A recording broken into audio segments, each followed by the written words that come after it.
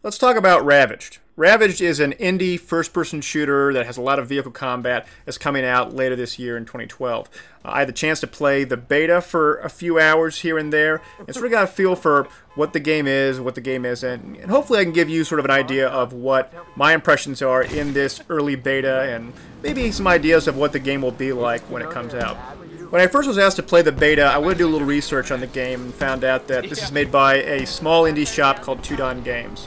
For those that don't know, Two Dawn Games consists of guys who have worked on Battlefield 2, Battlefield 942 Desert Combat Mod, and Frontlines Fuel of War. This got me pretty excited because I have a lot of experience playing these vehicle first-person shooter games. I've been playing Battlefield for nearly 10 years now. I played Tribes back in the day, and really Dynamex and DICE are really the only two companies that have really done a good job at doing a vehicle first-person shooter game.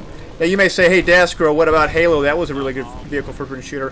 I don't think it was, especially in compared to the Battlefield series or Tribe series. Furthermore, they worked on Frontlines Fuel of War, which was a vehicle first-person shooter game that came out in 2007, and it was a lot of fun. For me, Frontlines Fuel of War represented all the things that Battlefield 2142 should have been but wasn't. It had good vehicle combat, it had really smooth and dynamic infantry play, it had really well done maps, and had all these sort of special features that you'd sort of see in a futuristic first-person shooter game like artillery strikes and unmanned drones and things like that. And 2142 had elements of this, but not nearly as much as I would have wanted. Frontlines Fuel of War definitely had that. It also had some interesting gameplay dynamics in terms of how you capture points and how you move territory along. It had a front line as opposed to just points you could capture. And if you captured a number of points among that front line, the front line would push up. I really enjoyed that gameplay dynamic, and I hope they have this in Ravaged as well. Anyway, enough about Frontlines. Let's talk about Ravaged. First, let's talk about the engine. The engine is based on an Unreal Engine, so if you are used to the gameplay dynamics of Unreal Engines or games that have used the Unreal Engine, you're going to feel right at home. But for those that have not played any Unreal Engine games, the basic TLDR is that it's very snappy, it's very responsive, and it doesn't feel sluggish or slow-paced. Moving beyond the engine, let's talk about sort of the story and the gameplay. It's set in sort of a dystopian future where you have some savages and you have sort of this coalition of refugees that are fighting against one another for fuel.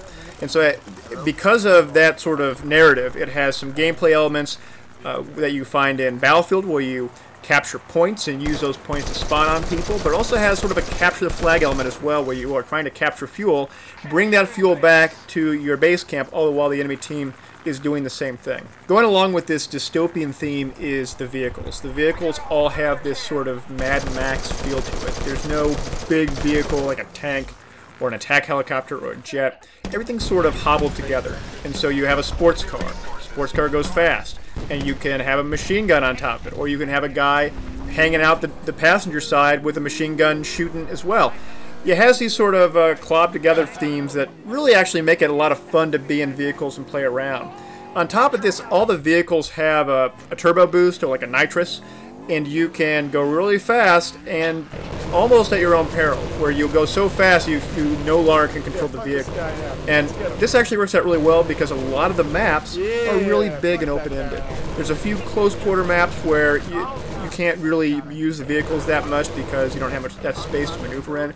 But what's really neat about this is that in conjunction with the turbo boost, they also have a speed brake. And so you can do some really cool maneuvers and techniques and tricks and things like that just by manipulating that turbo boost and that speed brake in conjunction with your left-right movement. The vehicles also come in a number of varieties, and it's not just one side and the other side have the same type of vehicles, but they're skinned differently. Each vehicle is sort of different in terms of its speed and handling and what armaments it has on top of it, on sides and things like that. So you have tricycles, you have ATVs, you have motorcycles, you have SUVs, you have sports cars. You have all these different varieties of vehicles as well as helicopters. But it's not like the kind of helicopters that you'd see in a Battlefield 3 or a Battlefield Backup 2. Instead, again, it's more like Mad Max, where in Mad Max 2, there's the old man who has the helicopter, and it looks like it barely can hold together, but you can sort of get it up in the air. And in this, you can get it up in the air and actually be very maneuverable with it. It takes a little bit of some skill to get used to, but spend 20-30 minutes in it, and it's really easy to control and to move around and really do some damage to people. The coalition of sane people, or whatever it may be, have a light helicopter called a Little Bird, and so it looks a little bit more traditional. Their handling is very similar. Their armaments are very similar, and so it's a very powerful little helicopter. But it has a hard counter. You can get a guy on each of the sides that's essentially an anti-vehicle guy.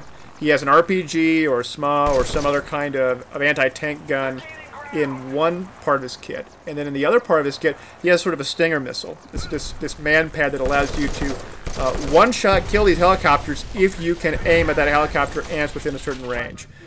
It's sort of a hard counter, and some people may not like that, but the big disadvantage of that being that AT guy, that anti-tank guy, is that he doesn't have much armaments to take out enemy infantry, and so there's definitely choices that you have to make in terms of the class selection. On that note, let's talk about the class selection.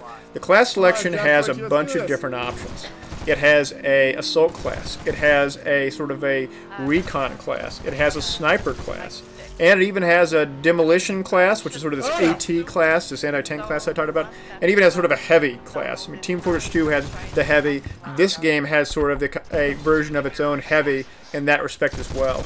And playing through all of these, they all have their advantages and disadvantages, and as it is an early beta, they're still tweaking around the balances of the guns, what have you.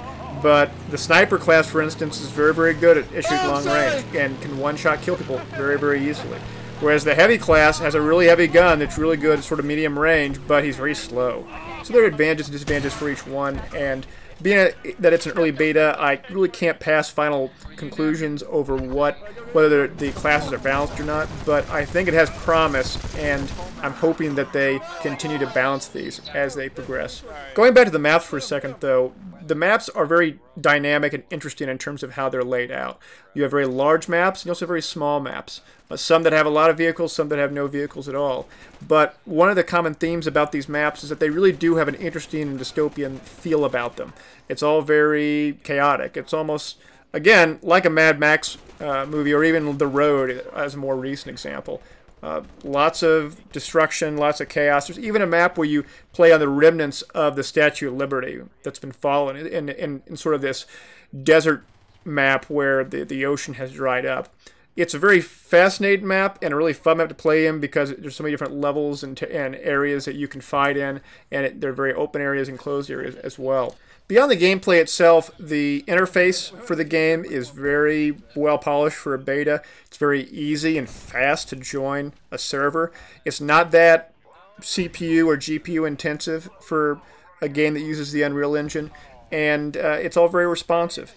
I found that it's very easy to join a game and very easy to manipulate the user interface when you try to either join a team or try to spawn on a different location that perhaps your team has captured, or spawn on your buddies, or chat with your buddies. There's a few other things about the game that are sort of good things or bad things depending on your perspective. One of them is that the characters are all very vocal, and so whatever you do, something that's good or bad, everyone's character says something, and depending on how you appreciate the humor, you may find it very funny, you may find it very annoying. You can do other things. You can do gestures where you can flip people off or things of that nature.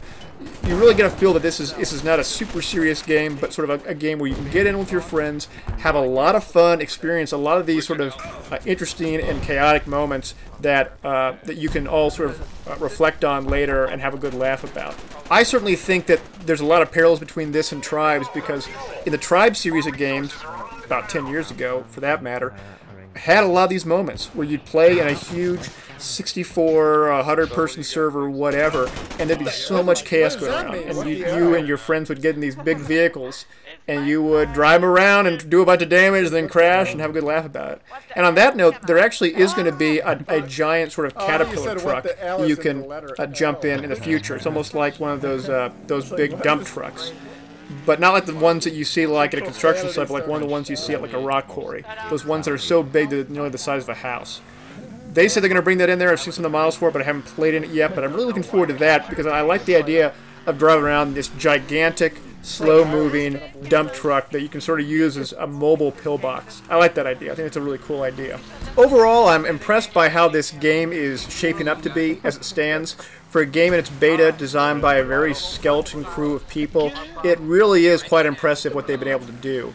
I think that as they continue to make updates to this game before it goes live, before it goes gold, if you will, that it will be a game that will be worth playing. And it's going to be well under $40 a copy. I don't know what the exact price is, but I want to say it's $20-25. And on top of that, they're not going to be releasing any DLC content or anything around those lines you got to pay extra for. They're just going to be instead releasing content incrementally over the course of the years that are subsequent to the game coming out.